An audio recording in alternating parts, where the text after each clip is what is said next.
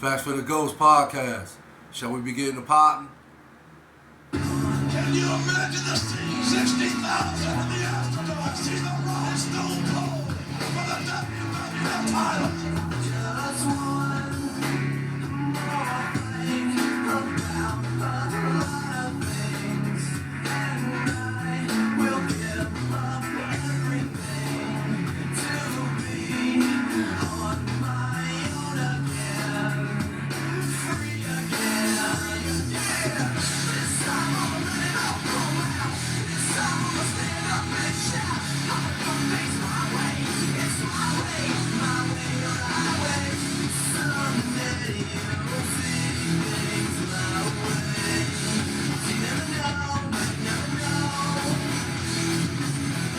And now wait, the WWE champion just rock bottom the rattlesnake right out of his boots. I have an inner circle, and they will tell you that I'm an avid wrestling fan. Now, this particular rivalry between Stone Cold Steve Austin and The Rock, in my opinion, is one of the greatest, if not the greatest rivalry of all time. To understand the magnitude of this rivalry, I would advise you to look at it in its entirety, and I suggest you somewhat start at the beginning of these two iconic superstars' careers who are still relevant to this day. Stone Cold Steve Austin was born December 18, 1964. After finishing his education at Etna High School, he received a football scholarship to Warrenton County Junior College. Austin was then rewarded with a full scholarship to play for the University of North Texas. He played originally as a linebacker before suffering a knee injury which placed him in a position to make a decision to switch to play as a defensive end. Keep in mind, Austin's first love at that time, and I would like to still think still is to this day, was wrestling. Case in point, the first wrestling events Austin watched were those produced by a promotion called Houston Wrestling. When he moved to attend the university, what a surprise, he actually lived 30 minutes from the Dallas Sportatorium. Me knowing a little about the history of wrestling, World Class Championship Wrestling held their shows there on Friday nights. Now this could be a trivia question perhaps. On the other hand, I like to think most people know the answer. I shall proceed to reveal the answer anyway. The Von Erichs were the faces of the company at that time.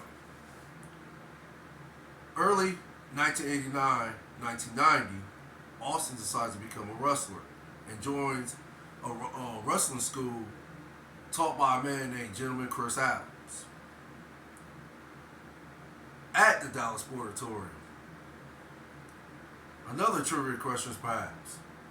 Again, I would like to think most people know the answer. I will reveal the answer anyway.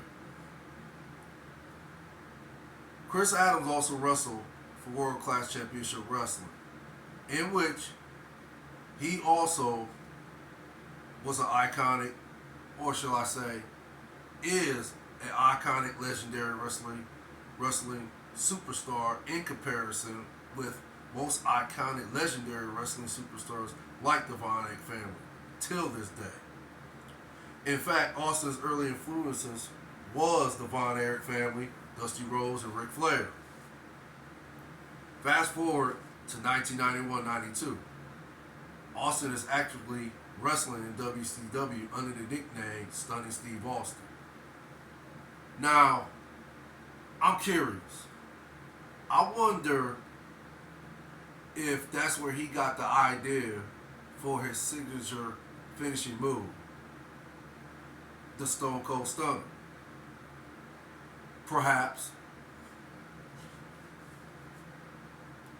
Weeks after his debut, Austin defeats Bobby Eaton for his first WCW World Television Championship on June 30, 1991. 1993-1995, he and Brian Pillman, another iconic legendary wrestler, Brian Pillman, rightfully so, formed a tag team called the Hollywood Blondes. This tag team duo won the unified NWA WCW World Tag Team Championship by defeating Ricky Steamboat and Shane Douglas on March 27, 1993. 1995, Austin had a brief run in a wrestling promotion titled ECW, which is an acronym for Extreme Championship Wrestling. This wrestling promotion was ran by Paul Heyman. Of course, he's an iconic, legendary advocate, manager who sells the character efficiently. I think y'all know where I'm going with this. World Wrestling Federation, or WWE, is where finally Steve Austin debuts. I apologize for the mispronunciations. Finally, Steve Austin debuts as the Ringmaster and wrestled his first match December 18th, 1995, his 31st birthday. Go figure. Now, this particular gimmick failed. May I pose a question? Had that gimmick been a success, would Stone Cold Steve Austin be the iconic, legendary superstar most people worldwide know today? More likely not. If you took a survey, most people, in my opinion, would say during the years 1996, 1997, his rise to superstardom began at King of the Ring. Again, in my opinion, it wasn't made official till Austin and Bret Hart competed in the classic, one of the greatest matches in wrestling history, a submission match at WrestleMania 13.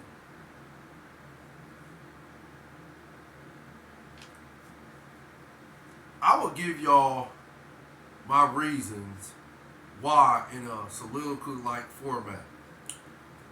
Stone Cold Steve Austin, Bret the Hitman Hart, iconic, legendary superstars, basically sold their characters.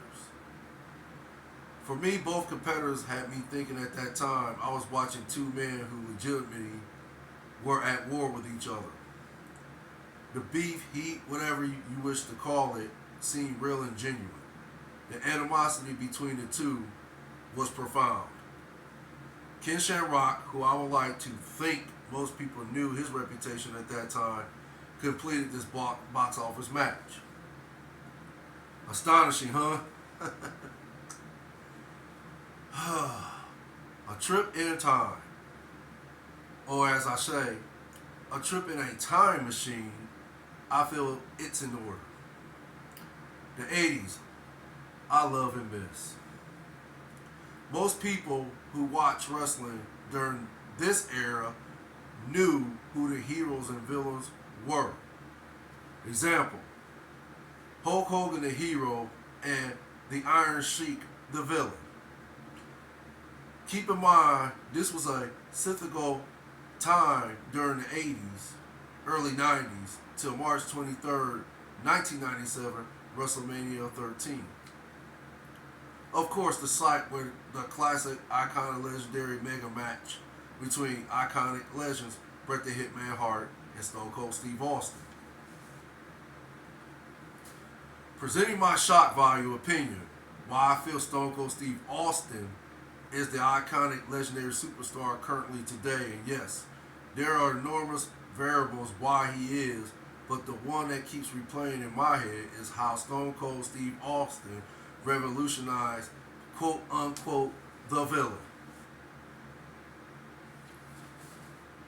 I went off subject for a few, so now let's continue with the iconic match. The atmosphere at that time was electrifying and simply was created as a reality. The wrestlers sold their characters. Both iconic, legendary superstars made you feel the match was the greatest ever seen. Especially watching the match in its entirety and witnessing Bret the Hitman Hart execute his trademark submission move, the sharpshooter, on Stone Cold Steve Austin. While in the submission move, Stone Cold Steve Austin, keep in mind, his screaming like he's in excruciating pain. And for me personally, you could almost compare it to when Hulk Hogan slammed Andre the Giant, and they quoted that as saying the slam that was heard around the world. So he's screaming in excruciating pain, and blood is like literally flowing from his head, like somebody poured a bucket of blood on him, or like he was in some horror movie, like old school '80s horror movie, like look, Jason, Friday the 13th, or Nightmare on Elm Street, Freddy Krueger, Mike, the original Halloween movies.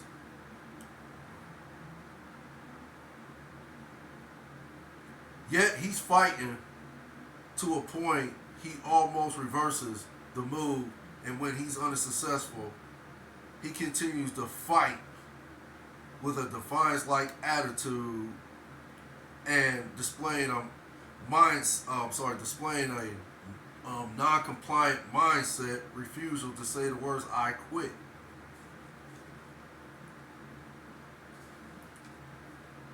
Most people who watch that match, or should I say, watch that iconic match, knew how it ended. Stone Cold Steve Austin passes out from the sharpshooter. Keep in mind, never saying the words "I quit," and the match was awarded to Bret Hitman Hart via submission.